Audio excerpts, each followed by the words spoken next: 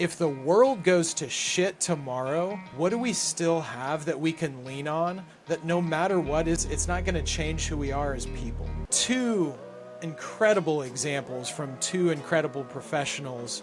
So the NBA Finals just wrapped up. Denver Nuggets just took it from the Miami Heat. There was an interview where the reporter was asking Jimmy Butler after they lost game one. It was very simple.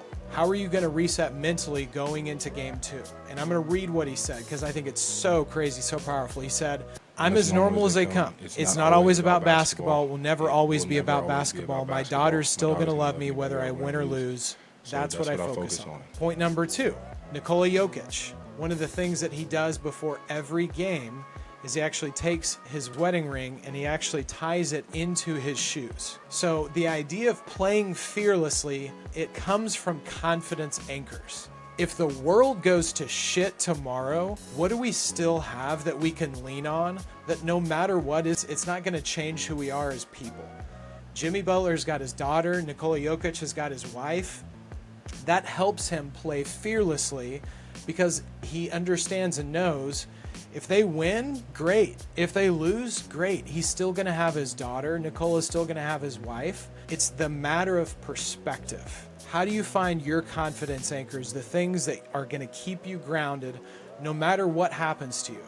Is it your faith? Is it your family? Is it a massive win that you've had throughout your life, or something that you were able to accomplish when the world had you against your back and there was no way out, but you were able to figure it out? That's building confidence anchors within yourself. That's what those professionals did. How do you find that within you and be able to lock into that in moments of importance where you can truly lean in and build from there? Some people lean into faith. Some people lean into people like their family or their friends. Or some people lean into experiences, something that's happened to them that they were able to overcome it. Even though it was crazy, crazy hard, they were able to push through it.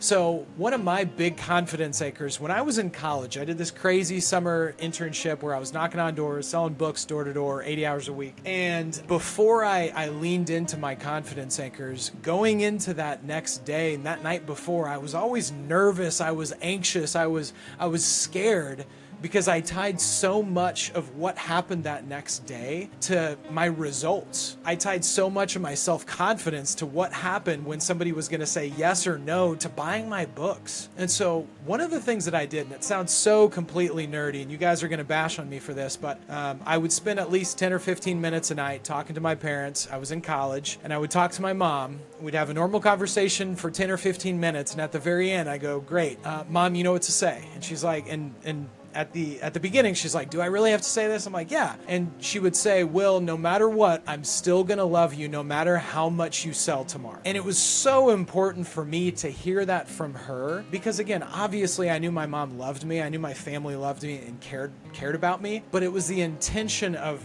reminding myself to root myself in the things that mattered to me the most. Not how many books I sold, or not how much I sold the next day, but what was actually important to me. And so again, leaning into Jimmy Butler and Nikola, like Jimmy, he's like, I don't care what happens with basketball, my daughter's still gonna love me. If I win, if I lose, if I make the last shot, if I miss the last shot, my daughter's still gonna love me.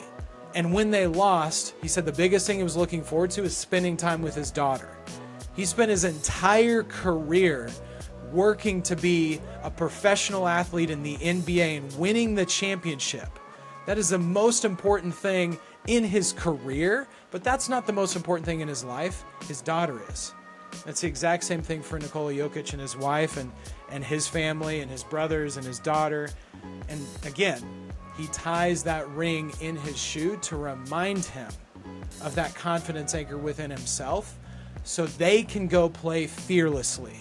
So what are you going to do to go figure out how you can play fearlessly today?